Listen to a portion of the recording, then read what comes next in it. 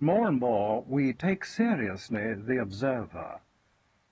One takes more and more seriously oneself. One asks more and more insistently the question, who am I? And who am I becomes more and more the key to the whole darn business. In other words, one takes oneself more and more seriously as the sample which is available here and now of what the universe is really like.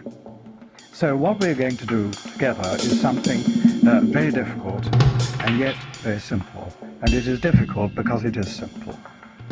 And I'm not going to lecture now. What I'm going to do is to experiment with you, to invite you to make some discoveries along with me of what it is really like, in all simplicity, being yourself where you are, sitting on your chair at this moment, forgetting everything you've heard before. If I could invite you to imagine you've been parachuted into existence at this moment. You've just happened. Imagine you've just happened. You don't know whether you're a centipede or a worm or a star or a human being or whatever. And you're having a fresh look to see what it's like being you at this moment, in all simplicity. Or, if you like, you're suffering from severe amnesia. You forget everything you've ever heard before. You're forgetting everything that you have ever experienced, I mean. And you're having a fresh look at what it's like being yourself, sitting on this chair of yours just now. I'm going to tell you what it's like right here, being Douglas on this chair. And I'm going to talk in baby terms. I'm not going to talk in metaphysical or religious or spiritual or any complicated terms. I'm going to talk in terms that are so obviously, so transparently simple and baby-like.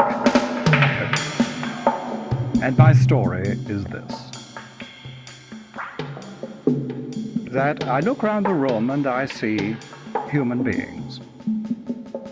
I look all around the room, and this room is full of human beings. But one of them is different. Looking in all sincerity and naivety around this room, I look around this room and I see one of the people in this room is different. I'm not talking about thinking the difference, I'm talking about seeing the difference. And my first question is, which one? And in all sincerity, simplicity, I have to say the one in this chair is different. And now that's the first point. And I suggest that if you look in your chair, you will see the one in your chair is different. And I want to point out the simple difference that I find between you and myself. The simple difference is that you have splendid kind of meatballs mounted on your shoulders. Solid lumps. I don't mean to be impolite, but they are very small, and they're pretty small, and they're pretty tightly organized, and they've got two fingers in them, and they've got a sort of herbage round them and so on, and there they are. And that is what you're all like, except right here and here, there's nothing of the kind whatever. And the one sitting in this chair at the moment is about 3/4 of a human being. And he stops around there. He fades out here and he fades out here, and there's nothing here whatever. And replacing this box, which you'll never hear anyway, are all your boxes, are you. And in all simplicity, this is the way it is here. This is the way my universe comes. In other words, I'm talking now about what I might call a first-person universe, which is given to us in all naivety and simplicity. A first-person universe. That is the universe as it is to me, without thinking. And in my universe, which is actually given, there is no central lump. There's no central lump here. This is gone. It's absolutely gone. And I'm not looking at you through two eyes, and there's no brain here, and there's no box here, there's no beard here, there's absolutely empty of all that jazz. And I swear to you, this is true, and you know I'm neither mad nor larking about. I'm perfectly sincere. You feel that. And I repeat, if anyone thinks I'm telling a lie, come and look. And you will lose Douglas's head on the way here. And if you don't believe what you see, bring your camera and bring your movie camera and approach from all directions, top, sides, front, and you will lose Douglas and his beard, etc. on the way, and you will come to a place where there's nothing. And I can, or very nearly nothing, just to say. Now I can complete this story and say, okay, you're absolutely right, but the inside truth of this spot is this emptiness. Now, this is the way it is here. And I ask you to forget everything you know, to relax, to be quiet in yourself, to stop thinking, to pretend you just happened. Pretend you just happened. Have a fresh look in case you've been conned. And I suggest we've all been conned. Have a fresh look and examine that one spot in the world on which you are the sole authority. Now, I'm not the sole authority. I'm no authority on what's in there. See? Excuse me. I don't know what it's like there because I've never been there. And I don't know what it's like anywhere around in the universe. But there's one thing in the universe which I have inside information about, and always have had, and that's this thing right here. And it has always been empty. It's been this pure light of the void, this clarity, this brilliance, this nothingness, this void, which is not in a box. It's not a hole in a box, it's not an empty box. There's no box.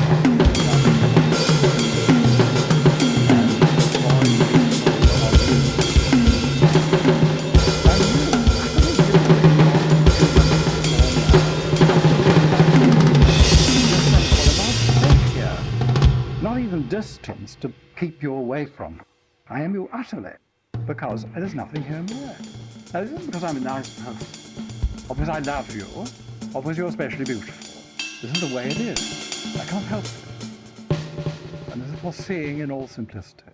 And this is the way it is here. And I'm just asking you before we go on whether it is not the case with you, each one of you, in your first-person position, sitting on the seat of your chair now. If you think about this, you have it. It is for simple seeing. It's not for feeling. It is for seeing. And it is for seeing that you are faceless. It is for seeing that you are headless. It is for seeing that there is no meatball at the center of your universe. No solid lump there, whatever.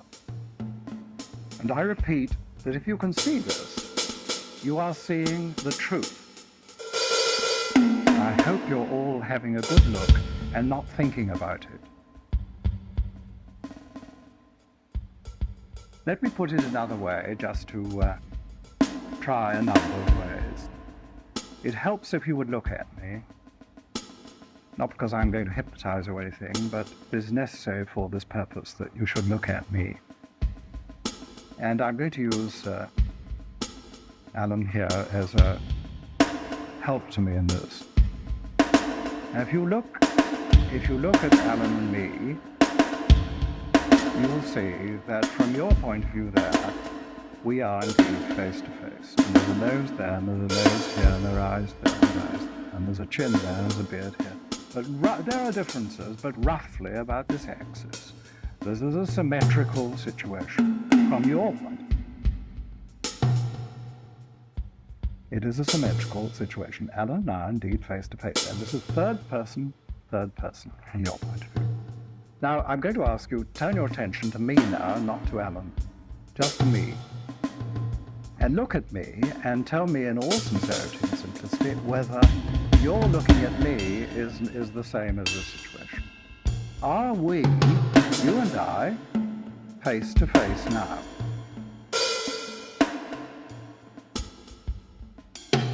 Well, my story is that we are face to no face. And that what's that side is nothing like what's this side. And that we can look at each other with a sort of two-way looking. and I can see what I'm looking out of at the same time as I can see what I'm looking at. I see what I'm looking out of at the same time as I see what I'm looking at. From your point of view, you see what you're looking out of, and you see what you're looking at in one foul swoop, in one looking. And you say that you can see that what's at that end is not like what's at this end. In other words, you can see what you're looking out of simultaneously with what you're looking at. And you see, if you're honest and not thinking about it and looking at my face, you will see you are looking at my face out of their face, out of nothing.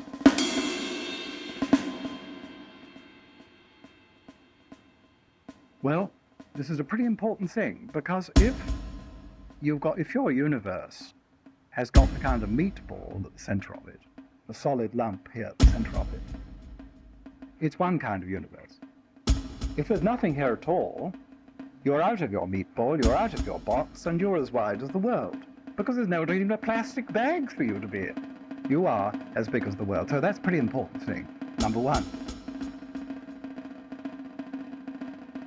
The second thing is that if you are mistaken about what is at the center of your world, if I'm mistaken and I put the meatball here instead of the clarity or the void, if I'm wrong about the very center and core of my own personal first-person universe, if I'm wrong about that, isn't the whole works going to be literally bunged up? Isn't my life going to be spoiled by literally a central mistake, an illusion, an absurdity, an untruth, a lie, which is surely going to ruin my whole life? To be wrong about this is to be wrong about the one thing, surely, that matters, central truth. Well, I've invited you all, in all simplicity, to look at yourselves now and see what you're looking out of. Don't think, but just see. And I press on you again this point, that what you can see for yourself, you alone are able to say, and your authority there is final, because nobody can tell you what it's like right where you are except yourself. Not all the saints and sages and books can tell you what it's like right where you are, because you are the final authority and the sole authority on that one little blob in the universe. And if you say it's void, it is void. And not if you say it, if you see it's void, it really is void. Well, I hope you're really looking, and I know for a fact that quite a number of you see this clearly. Now, it's a wonderful thing for you. It's true. Very thankful for it. But now let me pass on to the genesis of this mistake that we've made, how it happened that we were conned into thinking a solid lump onto our shoulders when in fact there was no lump there. We have been conned by everyone around us into this. Small children don't see themselves this way. And let me just give you one or two instances of this. Small children are truthful. They're not playing games. They are frank about this. They are candid. They are truthful. And for instance, we find a small boy that I know protesting in loud tones when he was ticked off for being a naughty boy that he was not a boy. And he didn't mean he was a little girl either. He looked at little boys and he saw they were kind of small and shrunk and two-eyed and had heads on them. I'm not a boy. And then, of course, his parents and teachers and so on said, well, now you must look at yourself through our eyes. They didn't say this, but what they meant was, you must look at you, see yourself as we see you from a distance. You must see your appearance to us. And he did this, and he went to his granny after a few months and said, Granny, I am a boy. Well, this is the tragic con that we all have to go through. It is essential. There's a sense in which it is true. We have to see ourselves as others see us. But to do it at the expense of ourselves as we see ourselves, this is the great con, this is the tragedy. To sacrifice this first-hand childlike vision of ourselves as clarity, as light, as emptiness, to sacrifice this for the outside view and substitute the outside view of ourselves for this interior view.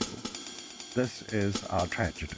This is what literally bungs up our universe, literally, and bungs up our lives. And it bungs up our lives with a solid fiction, if you can imagine such a thing, or a fiction of solidity. A head, a skull, a face, two eyes, and all that stuff. All of which is visible out there as an appearance, but is not here as reality. It is fiction as reality, it is real as appearance. And these appearances are revealed to people who come up towards me, and they are lost when they arrive here. And the truth here is that this spot I occupy is empty. There are many ways of getting this fictional head on your shoulders, which just isn't there, but thinking you've got to. And part of bringing up is to learn these ploys of pretending, of planting this head, this face, on a place where it in fact does not exist. And one of them is called the mirror game. And the mirror game is this. I look at myself as a boy, I look at myself in the mirror. And before I'm indoctrinated and conned, I have a nice time with my little friend in the mirror. And I look round and I think he's a thin little boy. And there he is, nice little boy in the mirror. Or if I'm an animal, I'd probably fight the creature in the mirror who's threatening my territory. But I learn otherwise. What I do is, about the age of 2 or 3 onwards, I look at that chap in the mirror and I'm taught to play this game. To put my hands through the mirror, as it were, and get hold of that face I see in the mirror and bring it forward and shake it free of the glass and keep on enlarging it because it's too small and turning it round, mounting it on here and going forth into the world thinking I've got one like the other. It's a lie. It's a lie.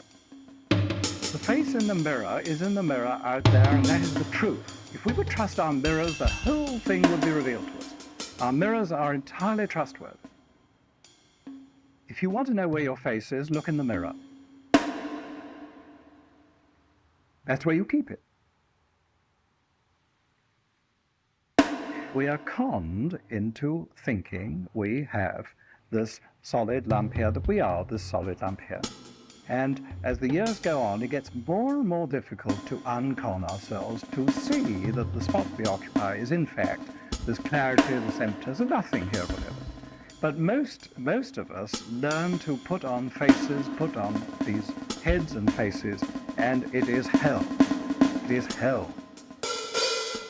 Now, I'm an authority on hellfire because I've endured some of it. And some of you also are probably authorities on hell too. And my story about hell is this. It is leaving my home here in the light, in my first personhood and clarity, and it is getting out there and seeing myself only as I imagine you see me. It is looking at Douglas from your position and being shamefaced, boxed up, small, limited, local, a little mortal thing, at risk, not okay, full of all sorts of blemishes, deficiencies, etc.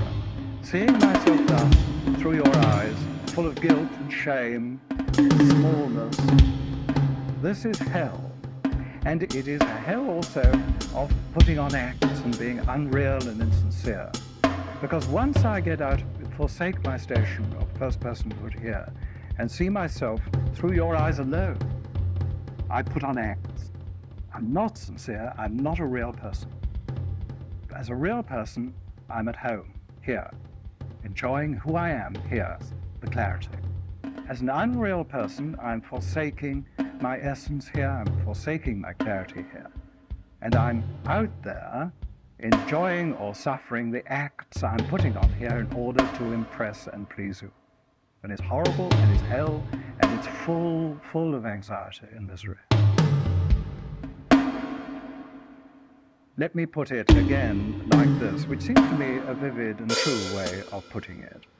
When I was 2, 3, 4, I could see, when I cared to, when I attended to it, I could see what it was like here. And I saw I wasn't in a box. I saw I had no head. I saw the difference between myself as first person and you as third person. I was at large. I was huge. I was not in a box, not even a plastic bag. That was the way it was. In this house of mine, which is no house, I am the only tenant. Nobody else is allowed in here. Nobody else can tell me what it's like here, because literally they're not in a position to tell me what it's like here, because they are there. You are there, you over there cannot tell me what it's like here. You pick up my appearance. I have inside information about you, which is absolutely final and valid. I am the final authority on this little bit of the universe. Well, at the age of 2, 3, 4, I listened to my elders. And they were so many. You see, they were big. They were big, and they were powerful, and they were numerous. And they were intelligent. And there were millions and millions of them. And I was only one, and I was a small boy. And do you know what I did? I let them there tell me what it's like here. Now, how crazy can you get? You know, it's just as though Alan here, I may call you Alan, with context, yeah? Dr. Watts, Alan here, California. It's just as though Alan here had no confidence in the interior of this room, in what he saw, in his apprehension of the colors, the space, anything. He had no confidence in what he saw in his own house. So he went out into the street there and asked a lot of passers-by what it was like in here, and they'd never been in here. It's like that, Alan. Isn't it like that? How stupid can we get? What goes wrong with our lives is everything if we are wrong about this simple thing. At the center of my universe is no thing whatever. And this means that I explode to include the moon. Therefore, I can say that the third person is in the universe. And the first person, well, the universe is in the first person. And that's the difference. And it's some difference. And when you get out of your meat ball, you see that you are not distant from the stars. And this is celebrated by poets and mystics all over the world. For instance, Traherne says, "You never see the world aright, till the sea itself floweth in your veins, till you are clothed with the heavens and crowned with the stars." And this is absolutely bang on, literally bang on.